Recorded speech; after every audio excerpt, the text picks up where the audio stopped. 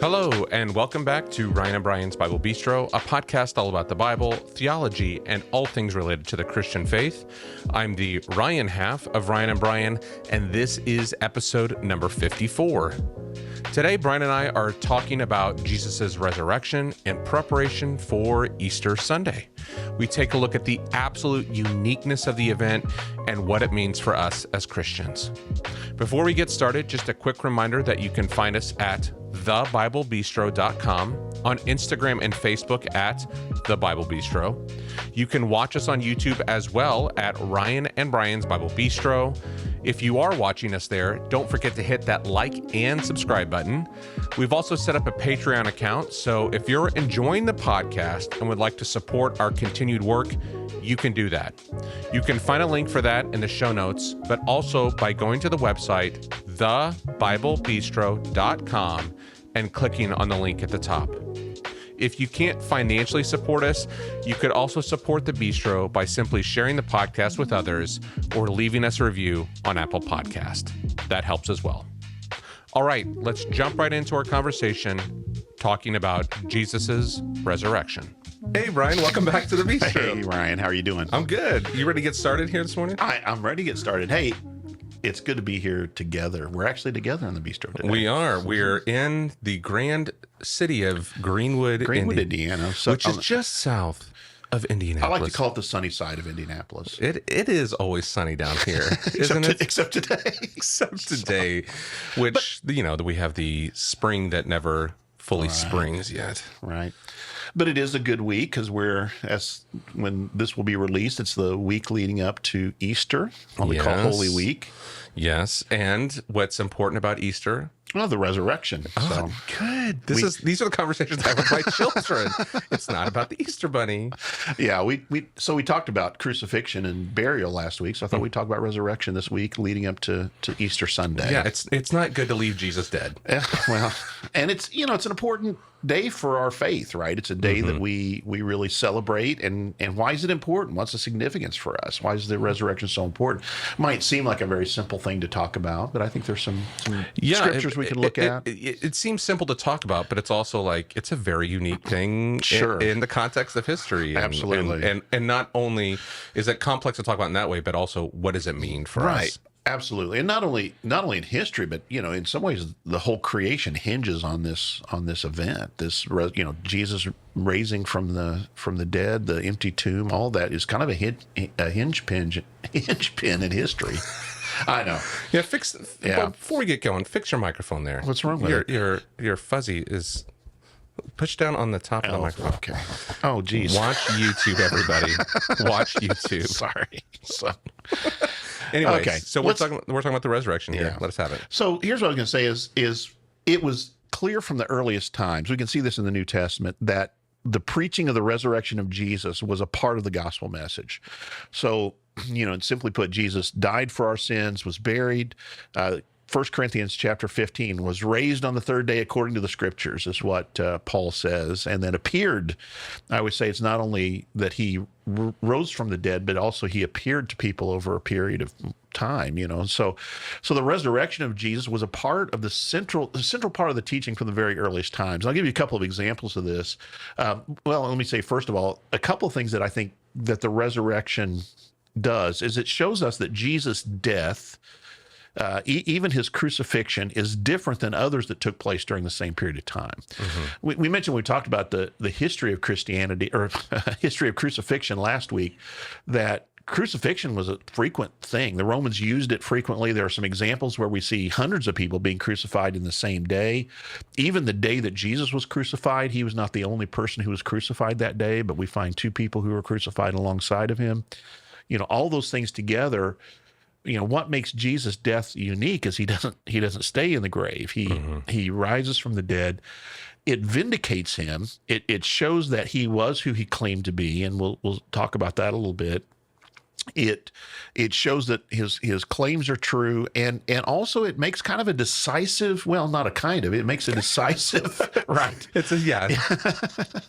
Yeah, I always qualify these things, but it's a decisive moment. It changes things forever in God's plan of redemption, and is the big some way we might say the beginning of the end of God's whole plan of redemption, and this is the plan that's been started from day one, from Genesis from the 3. beginning. Yeah, so God's plan, and so this is the decisive act in that plan. So look at Romans chapter 1 as the first place I thought we would go today. Romans chapter 1, verses 1 through 4. Paul begins his letter to the Romans with this and mentions specifically the crucifixion. So again, we're thinking about that from the earliest times. This was a part of the preaching of the gospel. So 1 Corinthians 15, I've already mentioned the first 4 verses there. So that probably, when Paul says that, this is what we preach, that Jesus, was crucified, that he was buried, that seems to be a formula that Paul is referring to, that he is even before that. According to the scriptures, he was raised on the third day, buried according to the scriptures. So that seems to even be something that predates the writing of 1 Corinthians, which is a relatively early book if we think about the New Testament as a whole. So from a very early period, I'm going to show you in just a minute, even in Acts 2, of course, resurrection was already a part of the preaching of the church. So here's how Paul begins his letter. Of course, he talks about who he is, a servant of Christ Jesus, called to be an apostle, set apart for the gospel of God. And then he kind of goes on this riff, if you want to say that, about the gospel. The gospel he promised beforehand through his prophets and the Holy Scriptures regarding his son, who as to his earthly life, or technically there it's the word flesh, who according to his flesh was a descendant of David, and who through the Spirit of holiness was appointed the Son of God in power by his resurrection from the dead. Now go back and look at that. Who through the Spirit of holiness was appointed the Son of God in power by his resurrection from the dead, Jesus Christ our Lord. So in a way, that's what I was saying. He was vindicated. The resurrection showed who he truly was. It showed him to be the Son of God that he claimed to be, to have that kind of status. So very important part of the gospel message. And then look, since we're there, let's go ahead and look in Acts 2. I like to use this, and I like to, when you really start to think about this is a pretty important sermon.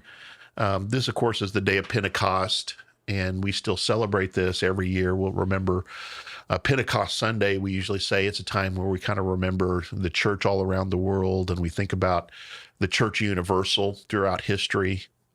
Because this is, in some ways, we colloquial, we'll call this the birthday of the church. This is the beginning of the church. This gospel sermon that Peter preaches, and of course, then the response that he has, I should say that the crowd has to his sermon. But there's a few things I think is really interesting, and I'll try not to. I don't want to get hung up on just on this. Maybe another day we'll talk about this in more detail, because it's a really amazing sermon, pretty good sermon. 3,000 people come forward and baptized that day. So. I've never had a sermon this, like that. So, yeah, it's okay. But anyway, so it says in verse 22, I'll start there, and I'll do some skipping around here. But he says, fellow Israelites, listen to this. Jesus of Nazareth was a man accredited by God to you by miracles, wonders, and signs, which God did among you through him, as you yourselves know. So how would you describe, what would you describe just in that one verse? What do you notice there? That God was revealed Jesus through signs and wonders and miracles. Okay, and so God's kind of accrediting him. We kind of giving his authority, showing his authority. Him. Right, that'd be a good way to put it. And so it also is interesting because this is going to be a theme that we see throughout the rest of what I'm going to read here. God did these things among you through him. So he's saying here to this crowd on the day of Pentecost, these things happened in your midst. These things happened, in a place, and it says this, as you yourselves know. So this idea that you were aware of these things, and we're going to see that becomes an important part of this. So verse 23, this man was handed over to you by God's deliberate plan and foreknowledge. A couple of weeks ago when we talked with Dr. Weatherly, we talked about this idea of handing over and what an important thing that is. This man was handed over to you by God's deliberate plan and foreknowledge, and you, with the help of wicked men, probably a reference to the Romans, but put him to death by nailing him to the cross. But God raised him from the dead. And I always say, think about that. You crucified him, God raised him from the dead. So where does that put you in reference to God? Not in a good place. So God raised him from the dead, freeing him from the agony of death because it was impossible for death to keep its hold on him. There's a really interesting passage, again, we'll talk about another day, where he quotes an Old Testament psalm and shows that it has to be a reference to Jesus. He says, this idea, your Holy One will not see decay. And he says in verse 29, fellow Israelites, I can tell you confidently that the patriarch David died and was buried, and his tomb is here to this day. Now, I always stop at this point, and then I'll say something like this. So the day of Pentecost is, where does it fall in relationship to Passover? Do you know off the top of your head? After. Do you know how many days after? 3 weeks. Well, close, but it's 50 days. It's 7 weeks and a day. So, sorry. I thought that was one you'd know. The Pentecost comes from that idea of the 50 days. Okay. And so 50 days after Passover is when this took place. And that's the Passover that Jesus was crucified just before. So when we think about him being raised on the first day of the week, we're talking about just maybe 40 some days, 49 days, 48 days after Jesus' crucifixion. And where is this sermon being preached? Do you remember? No. Jerusalem. Sorry, Jerusalem, yes, I thought I was giving you some softballs there. Yeah, you were. It's just, I know. It's early. Yes, Okay, I it's get it. Jerusalem, yes. So Jerusalem, and this is the same place where Jesus was crucified. Okay. Right. So Peter here says, in Jerusalem, we know that the tomb of David is here to this day. In other words, we can go and I can show you that David died and was buried and his body is still there. Now think about what he says next, if you keep that in your mind. His tomb is here to this day. Verse 30, but he was a prophet, and he knew that God had promised him on oath that he would place one of his descendants on the throne. That's a reference to 2 Samuel chapter 7 for those who are keeping score. So he had promised him on oath he would place one of his descendants on the throne. Seeing what was to come, he spoke of the resurrection of the Messiah, that he was not abandoned to the realm of the dead, nor did his body see decay. God has raised this Jesus to life, and we are all witnesses of it. So he raised him to life there in that same city. And I think the idea here is we can go to the tomb of David and we can produce his body, but here, 40 some days after the events that took place here, we could go to the tomb of Jesus. This is a challenge almost, because the tomb of Jesus is right there. There's no way, and we'll see a passage later on, that everybody in Jerusalem knew what had happened. Passover was a big feast. There's all kinds of people there. Pentecost is a major feast. All these people have come back, or many of them have come back. They knew the things that had happened here. And so basically he's saying we're all witnesses because we could go to the tomb of Jesus and you're not going to be able to produce his body. And again, he goes on down just one more verse. If you look at verse 36, do you have it up there? Yeah, I do. closed mine. So yeah, therefore let all Israel be assured of this. God has made this Jesus, whom you crucified, both Lord and Messiah. Yeah, so isn't that interesting? So this Jesus you crucified, God has made Lord and Christ, or Lord and Messiah. And so that kind of that idea that again, that puts you at odds with God. And of course the response of the crowd is they were cut to the heart. It says their conscience was affected, and they said, what should we do? And so that's the beginning. That's the birth of the church. And so resurrection here from the very beginning. So we call this the first gospel sermon. First gospel sermon, a lot of it's focused on this idea of resurrection. And so that's why it's such an important thing. It was frequently and publicly witnessed, Jesus' resurrection. Again, going back to 1 Corinthians 15, which we really haven't looked at, but Paul makes it clear there. He says that Jesus appeared to many people over a period of time, to Peter first and then to others. And he says, and to 500 at one time, most of whom are still alive. In other words, when he's writing the book of 1 Corinthians, he's able to say to the Corinthians, you can still check with many of the people who saw him. Right. So frequently and publicly, this wasn't something that just his disciples passed a story about. Yeah. We were in this hidden room and suddenly Jesus appeared in our midst. And no one else had any... Exactly. Now that happened, but then he appeared to many other people as well. Yeah. And I want to look at one example of this. This is one of my favorite, we call these, resurrection appearances or resurrection narratives. This is one of my favorites. This is Luke chapter 24.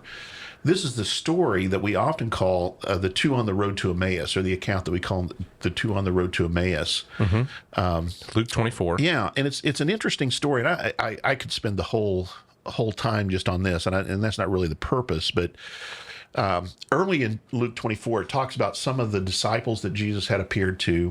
And then in verse 13, so this is Luke chapter 24, verse 13, it says, "Now that same day, two of them were going to a village called Emmaus, about 7 miles from Jerusalem." So they had been, this is right after the Passover, right after the story of the resurrection. They had been in Jerusalem for the Passover, likely. They're walking back home. And in verse 14, it says they were talking with each other about everything that had happened as they talked. And I love this word. Usually it's translated this way, as they talked and discussed these things with each other. The word discussed here, it's the same word that we find where it talks about the disciples discussing which of them is the greatest. Usually it's argument. Usually there we use the translation argue. And I think that's a better translation here. So here's kind of what I imagine. This is me imagining a little bit, and I'll show you some of this. It's not based on nothing, but I think they've heard about this idea. They were followers of Jesus. They knew he'd been crucified, but now they're starting to, it's that day, they're starting to get reports. Some people have told us they've seen him alive. And so they're kind of talking about what in the world could he mean by all of this? Now listen to these words, and kind of the way I imagine this is kind of this going back and forth. So if you think about an argument, listen to these lines that it says. It says, as they talked and discussed these things with each other, Jesus himself came up and walked along with them, but they were kept from recognizing him. We understand this probably to be some kind of a divine, keeping them from recognizing him. For us, as we read this story, and for the first people who would have read this story, it kind of puts these people in the same position of questioning what is it about this resurrection? Is this resurrection true? So they were not themselves yet witnessing Jesus, even though they were, but they didn't recognize him. They were kept from recognizing him. And so what happens is he says, "What were you?" And again, same word. What were you arguing about as you were walking together along the road? Think about this too. If you imagine them walking, and it would have been unusual. There'd been lots of people going home from Passover during this period of time. But I imagine their conversation being so loud that he's kind of coming along saying, what are you guys yelling about? Well, if you see two people arguing, there's usually some animation, you can tell that they're having some kind of intense conversation. And so this isn't him just coming along. They've been having this whispered conversation. I think they're speaking loudly enough that he could overhear them. They stood still with their faces downcast. I always say there's a lot of emotion in this entire passage. If you notice, there's lots of emotional language. One of them named Cleopas. I can't help. We'll do this more another day, but it's interesting that he's named. This account only occurs in the Gospel of Luke, and you might remember we've talked before about the fact that the beginning of Luke says that he has talked to many eyewitnesses. He uses the word eyewitness, one of the only places that it appears in the New Testament, and so. What I would understand, because Luke is the only one to include this is Cleopas is probably the person who's told him this account, told him this story, and he includes it in his gospel. And so Cleopas asked him, "Are you the only one visiting Jerusalem who does not know the things that have happened there in these days?" Shows how widespread. Like this was a big topic of discussion. Everybody knew it. It was on everybody's lips. So Jesus says, "What things?" Gives them a chance to say it. And so here's what I want you to see. So it says they reply, and I imagine this kind of is a back and forth about Jesus of Nazareth. He was a prophet, powerful in word and deed before God and all the people. So you can imagine that kind of on one thing. The chief priests and our rulers handed him over to be sentenced to death, and they crucified him. So you can kind of imagine the negative side. Oh, we thought he was a prophet, but he was crucified. And then, but we had hoped that he was the one who was going to redeem Israel. And then this line, what is more, it is the third day since all this took place. Now that's all they say about it, but it goes back to that understanding of Jesus' teaching that he had taught over and over again. Raise the temple in 3 days. That, and I'm going to be died. I'm going to die. I'm going to be handed over. But on the third day, I'm going to be raised from the dead. Like Jonas in the belly of the whale. Yeah, the sign of Jonah. Fish, beast, whatever. I'm sorry. Don't. In verse 22, in addition, some of our women amazed us. They went to the tomb early this morning, but didn't find his body. They came and told us they'd seen a vision of angels who said he was alive. Then some of our companions went to the tomb, talking about Peter and John, by the way, and that'd be a good account to look at sometime, and found it just as the women had said, but they did not see Jesus.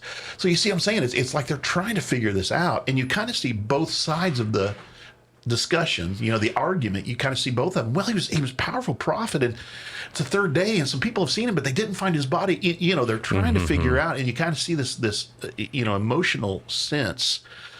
Interesting thing, of course, Jesus says, how foolish you are and slow of heart to believe. And he begins to teach them. It says in the law and the prophets, throughout the entire Old Testament, he begins to teach them that these things had to happen. Beginning with Moses and the prophets, he explained to them in all the scriptures concerning himself. So he begins to teach them about how the scriptures, not just the prophets, but even the law, was pointing toward him and this event. So interesting resurrection account here. Of course, then later, we won't take time to read all this again. We'll come back to this passage another day, I promise. But maybe next Easter.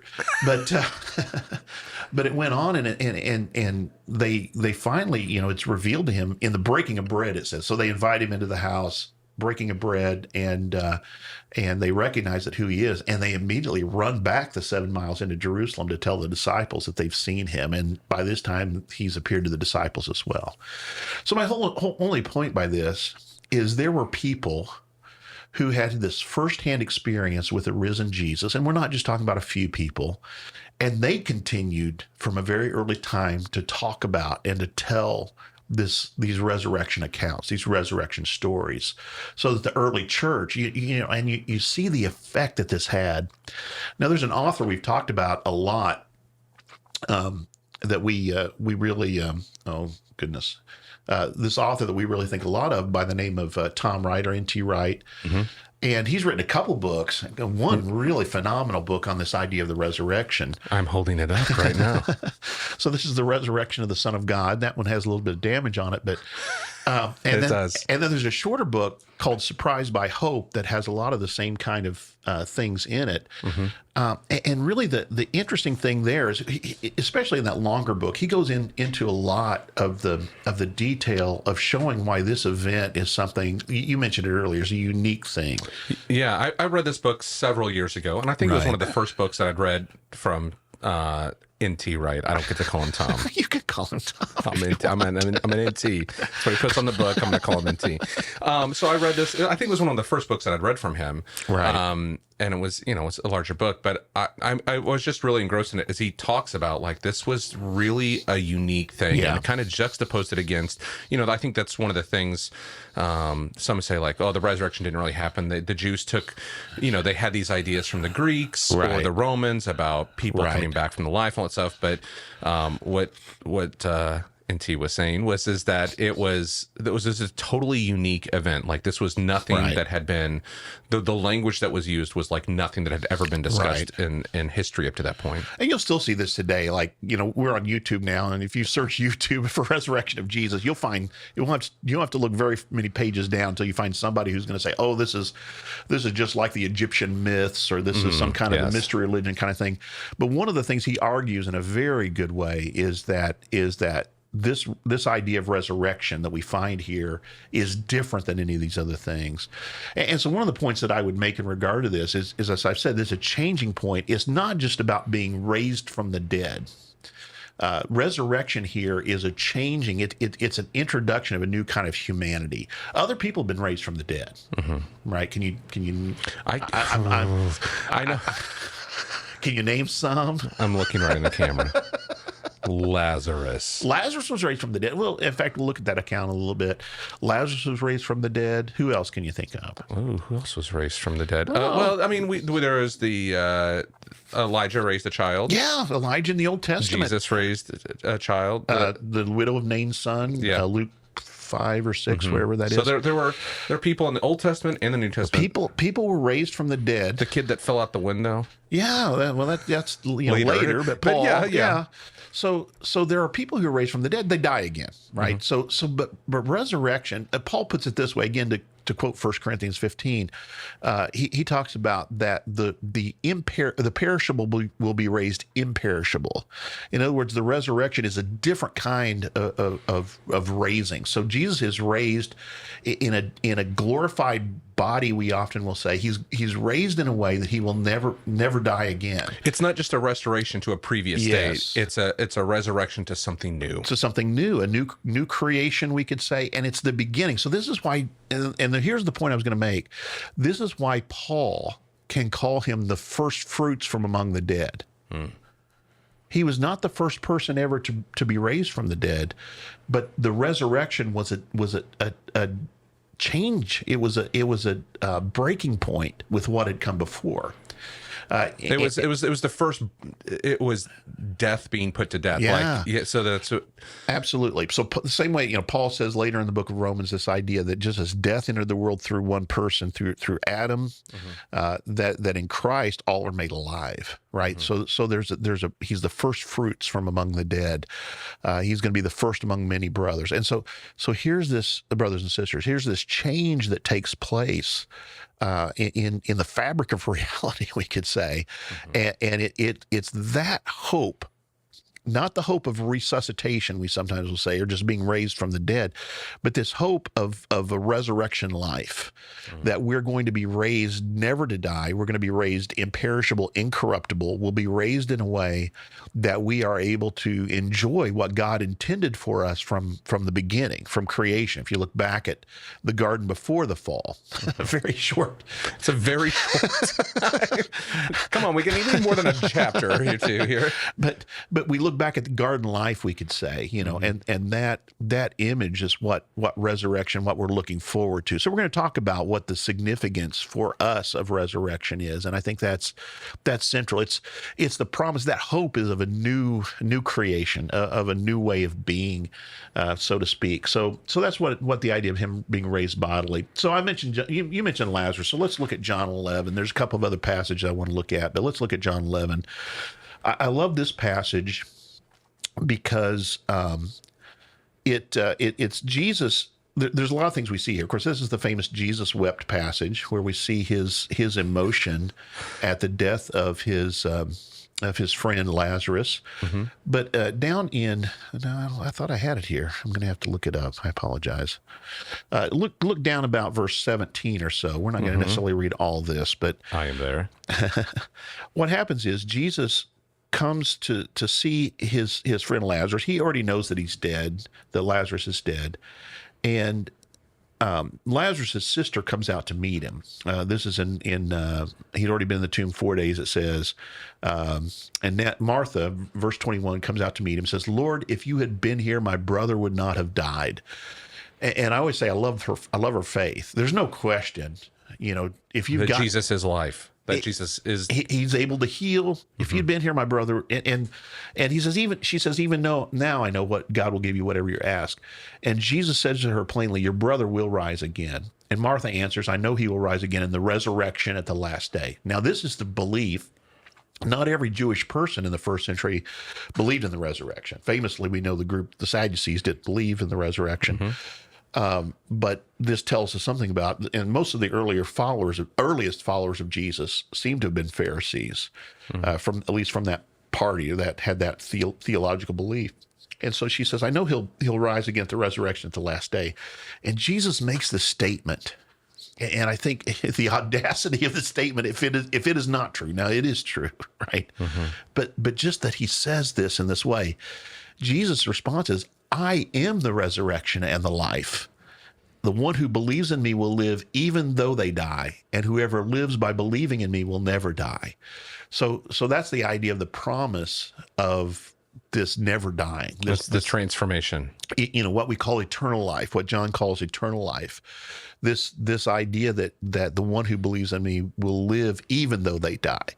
So again, to refer back to Wright, he uses this kind of clever, of course, he's British, and he's always come up with these good, clever phrases, but he talks about it's not life after death, it's life after death. In other words, we can talk about, and maybe we will another day, I don't really want to get into it today, but we can talk about what we believe happens to us when we die. But then resurrection is talking about what happens after that.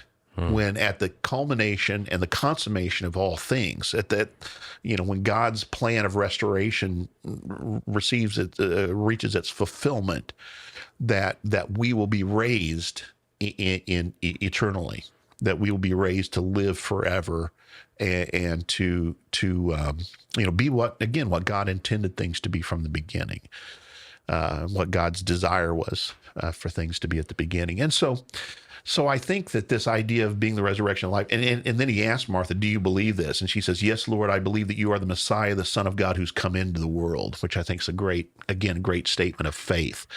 So this idea of the resurrection, again, is that final act in what God is doing. So Easter Sunday, here's the thing I want you to remember is I want you to remember, first of all, that this idea of the resurrection is a fact. That's the other thing that I'll say about right in Resurrection of the Son of God. We've talked about maybe spending a day on that book. It might be worth having an episode just on that book. But he makes clear that even from the most, how do I say this, from any genuine historical accounting, we can look at this event and we can say that it is almost a certainty, given what we believe about history. Essentially, if you have to doubt this fact, then there are many other things that we would call historical facts that you have to discount. Right. That there's at least as much or more evidence for the resurrection of the Son of God. Now, I'm going to tell you how this is important for me, and I don't know if this will help any of the listeners or not, or viewers, I guess, on YouTube. The thing I'll say is there have been times in my life where I've kind of begun, you question sometimes and you think, things, there's various reasons for it. Sometimes personal, sometimes you look at world events and you're like, how can these things be allowed to happen? And you begin to doubt. And I had someone to tell me something. I was kind of sharing this with a friend, which is a good thing to do, by the way. So many times we keep those things to ourselves. And in some ways that isolates us. I think that sometimes is used by our spiritual enemy to separate us from the community of believers. But I talked to a friend about this, and he said something to me that I have never forgotten to this day. Because, there's some things I'm thinking, well, this makes me wonder, and this makes me wonder. And he said to me, I think every day, if that tomb was empty on Easter Sunday morning, then the rest of it falls into place. If that is true. And so that's why I think it's very important to know that this isn't some kind of a myth that was imported into Christianity from some other religion, but this is something that we can see that there was a decisive change historically. There was a decisive change in the followers of Jesus. This was a widely known thing. The opponents of Jesus didn't try to refute it by producing his body. There's all kinds of things that lead us to think that this is a genuine event, and so that gives us that sense on Easter. But then here's the other thing I want you to think about at Easter is that this is what gives us this true hope. I want to look at one more passage.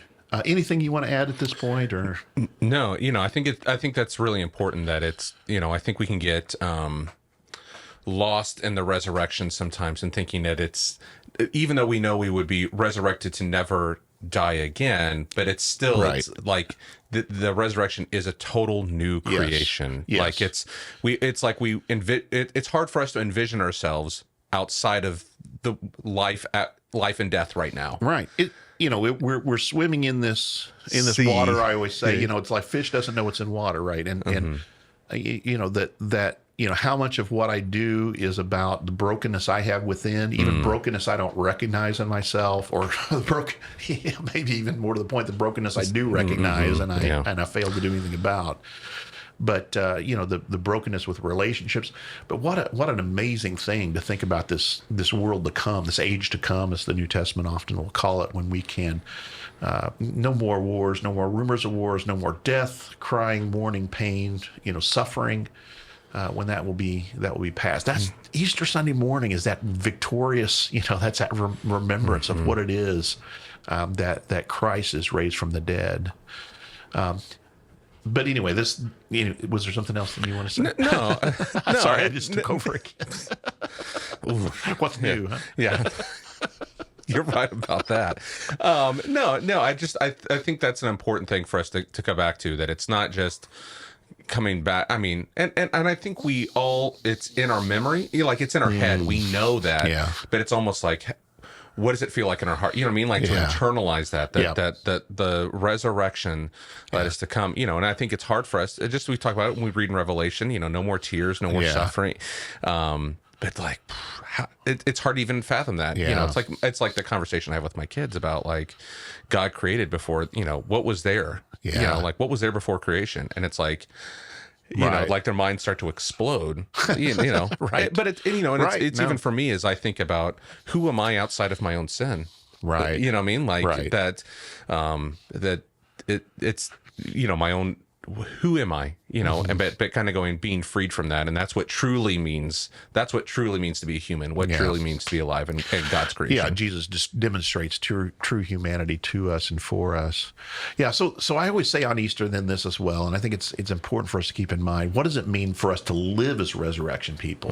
It's one thing to believe it, but what does it mean for us to live as resurrection people? Go ahead and you read this, to Philippians 3, just verses 10 and 11. Let me pull it up here. Great passage. This is the Apostle Paul talking, and just to put it in context, I'm always talking about the importance of the narrative context, but here in Philippians 3, he begins by talking about everything that he had before. I was a great Pharisee, I was a great rabbinic student, and all these things, but I consider all that stuff now trash, garbage, compared with knowing Jesus. And then he says this. Yeah, this is 10 through 11, Philippians 3. I want to know Christ, yes, to know the power of his resurrection and participation in his sufferings, becoming like him in his death, and so somehow attaining to the resurrection from the dead. So I want to know Christ. I want to know the power of his resurrection, he says. And I think knowing here is the idea of I want to experience it, right? I want to internally, you said earlier, internalize that and make that a part of me. So what does it look like for us to live as resurrection people? What would your answer be for that? Do you have any thoughts or any ideas on that? I think it is one of those things to see beyond the now. Yeah. I think that is one of the things, you and I talk about worship music because I'm a music guy sometimes. I make fun of a lot of current music or, but there's a song, Christ Be Magnified. And like in the bridge, it says, death is just the doorway into resurrection life. Right. And as I mentioned before, I'm going with a small group through the book of Revelation, and we're seeing in the end of Revelation, like the wedding feast of the Lamb and what the new heaven, new earth is like. And it's just kind of going, death is the step into, when Christ returns and the fulfillment of everything. It's that new life. And to keep that perspective in mind, that death is not an end, but it's to have that we're trying to create, and I think this is the thing, is as we look at all of scriptures, like bringing the kingdom of God here now, right? Like that. Right. I think that's what I think of when I think of that. Yeah, again, to kind of use Wright's image, he talks about it's bringing heaven to earth in a lot of ways. Is what we're called to do as resurrection people. And I think you're right. An eternal perspective, that this is not the end. This is what gets us discouraged sometimes, right? When we're looking at the news and brokenness of relationships around us, we hear about all kinds of things that can cause discouragement, but it's focusing when our eyes are too much on the right now rather than the eternal perspective, that God is making all things right, and that there is a time where all things will be made right. Yeah, and I think even here with Paul, he talks about participation in his suffering. Yes. You know what I mean? Like, I think that's a thing that in the suffering is it's a temporal thing. Absolutely. You know what I mean? I think that's really and I'm going to say this, as Americans, I think sometimes we're weak against suffering. We don't suffer much. We can think we suffer, but there's much deeper suffering that happens sometimes around the world. We're seeing it, in a war that's raging, and civilians that are caught, and what the sufferings look like there. And so, but participation in suffering is that temporal thing that as Christ went through that, he's resurrected to new life, and that as we participate in suffering, as Revelation talks about, as we suffer, it brings many more to him. Yeah, to quote Paul again, these light momentary troubles which are achieving for us a weight of glory that is far greater than them all, right? This idea of an eternal glory, eternal again, not temporary, light and momentary afflictions compared to the eternal glory. So, yeah, I think that's exactly right. And the other thing is, I'll say, I think that allows us, it should allow us to live with boldness and to be unafraid. And I'll say along with this, it makes us grieve in a different kind of way. But for our own lives, there's so many things that we fear sometimes. At least one psychologist has said behind all of this is a fear of death. All of our smaller fears have this fear of death that, even the idea of the existential crisis is a sense of angst over what is there after death. That Christ not only died but rose from the dead, and is, if we can give witness, we've talked about testimony some other time, and again, I'll just point out that that's what Luke and John and all these other writers are talking about. Even Paul in 1 Corinthians, that Jesus' resurrection was witnessed. Even Acts 2, as I said, he's challenging them to say, this is something that's happened among you in this place, and within weeks of this is what has happened, and we are all witnesses of the fact. That's the term he uses. We are all witnesses of the fact. But that idea then that he gives us testimony of what it means to be resurrected. Jesus gives us this idea, and he gives us this hope, so that even when we face the fear of death, we have this hope that there is something that is beyond that. Again, to use Wright's phrase, beyond life after death, that there's this hope that we have of eternity. It allows us the eternal perspective comes into this as well, but it allows us to live in a different kind of way. And I say grieve in a different kind of way too. This is what Paul says in 1 Thessalonians 4, we don't grieve like those who don't have hope. Now, I always try to make clear, this isn't saying that Christians aren't sad. It's not saying that Christians don't mourn. In fact, we're supposed to mourn. It's just we mourn differently, because we recognize that this isn't goodbye forever when we lose a loved one, for example, but it's a temporary goodbye. That's Martha with Lazarus, and Jesus, when Martha talks to Jesus. Yeah, we'll see you again. Right? I know he'll come back. Right. It's that kind of hope. So it gives us that different thing. Now, here's the thing I just wanted to add, and I've been thinking about this recently. You talked about the war in Ukraine and these things. I've been thinking about living as resurrection people also means that we don't grieve the brokenness in the world in the same way that others do, because we recognize that there is a healing that will take place, and there's healing that is taking place. So even the peace you think about you're talking about the book of Revelation. One of the images I love is the tree of life that's there at the end, and he adds this thing that there's the tree of life. Of course, Ezekiel has the same thing, growing on both sides of the river of life, flowing from the throne of God. But the tree of life, and John says, whose leaves are for the healing of the nations, and just that image that there's going to be even the things that we grieve, not only our personal grief with loss of loved ones and those kind of things, but the grief we see when we see tragedy, when we see difficulties. This idea that the hope of the resurrection for us is that all things will be made right, justice will be done. There is going to be an accounting, and we'll see all these wrongs made right. And Ukraine's just in front of our face right now. But it's sin wreaks its havoc across the world every day in a lot of different places, not just in Ukraine. That's what's on our news cycle and so forth. And you can think about your local news. We were talking about shootings and those kind of things. You see the tragedy of abuse. You see just all we could name any number of things. And what seems to us so unfair. The thing we need to we ask the question, God, where are you in this? But our trust and our hope is that He is redeeming and restoring and working in Jesus to bring life to all things and healing to all things. So that's that final thing I was going to say, just a deep hope that God is making all things right, that we have that hope because of the resurrection of Jesus. And that's what Easter Sunday is about. So it is a time for us to celebrate. It is a time for us to be glad. and to look forward to what God is doing. Yeah, it's about Jesus coming out of the grave, but it's the hope that brings, Right. like that new life that is bringing, Right. Absolutely. and what his life represents. Excellent. Well, Brian, that was good stuff. Well, I always say it's kind of hard to mess up Easter, right? But I'm sure someone has at some point. Well, I do have a story, but we'll save it for another time. That's a different podcast. Anyway, well, thanks so much. Yeah. And we'll see you next week. Yeah. See you soon, Ryan. Bye-bye.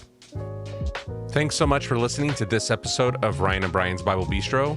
You can find show notes, links, and more at thebiblebistro.com and find links there to follow us on social media. Next week is a very special week as we are celebrating 1 full year of the Bible Bistro. Brian and I are taking a few minutes to look back at the last year, what we've enjoyed, what we've learned, and the direction of the bistro moving forward. We hope you'll join us for that. Thanks again for listening and sitting with us at the table in the bistro. We will be back Tuesday.